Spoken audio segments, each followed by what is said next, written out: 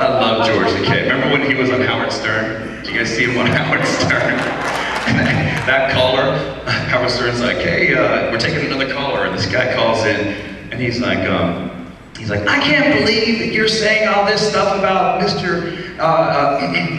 Shatner and your book, and I think that you just need to you just need to chill out and just go back to where you came from, or something like that, right? And that's when George said the immortal words. He didn't say anything combative, he didn't say screw you, he just went, oh my.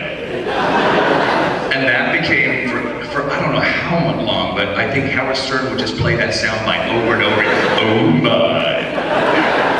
my, which is great. I mean, everyone can use that. You get stopped by a cop, do you know why I stopped you? Oh my.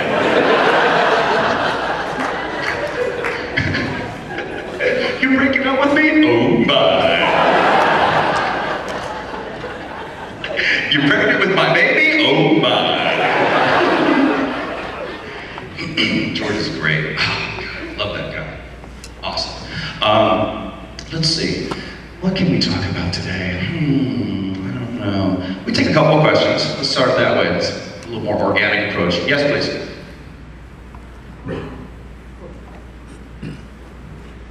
Is it working? Check. On Voyager, one of my favorite things was the relationship between Harry Kim and Tom Paris. Was there something specific y'all did to work on that, or was it organic? Well, we took long walks on the beach. Cuddled. Drank espresso together. No, we have a natural camaraderie. We do. We've always had this kind of a bond, basically, between the two of us.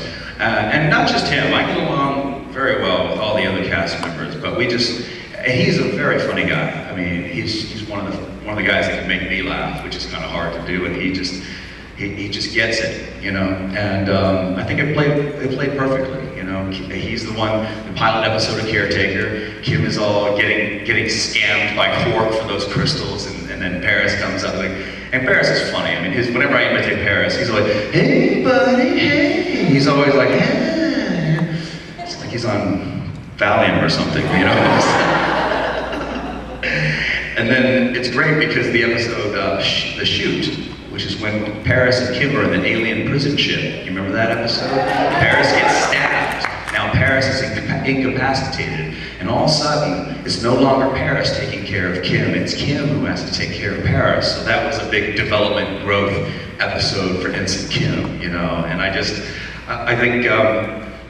think we did try to hang out a lot after the set, but he was always busy. He was married with 3 kids, 3 young children. So every time I said, hey, we're done with work, let's go get a beer, he would say, I got the kids, can't do it, you know, so it took us maybe 3 years to finally get a beer together, you know. He's like, the kids are out of town, let's go. So the person I really hung out the most with, believe it or not, was Chakotay. Robert Beltran and I were the two, you know, because he was the only single guy really on that show. And has anyone ever been at a con panel with Robert Beltran before? Yeah.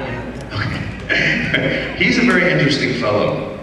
Robert Beltran knows almost nothing about this genre, about sci-fi. He actually detests sci-fi.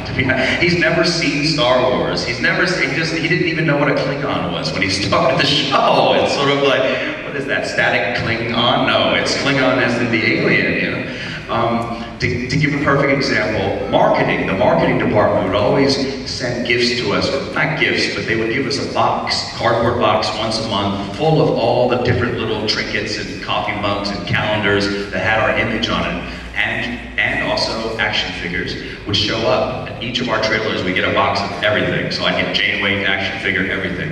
Well, when our 12-inch action figure came out, the one that you can take the clothes off and put it back on, the 12-inch one, not that I did that, but I mean, that's what I could do. That's just to describe it. He's like, yeah, right.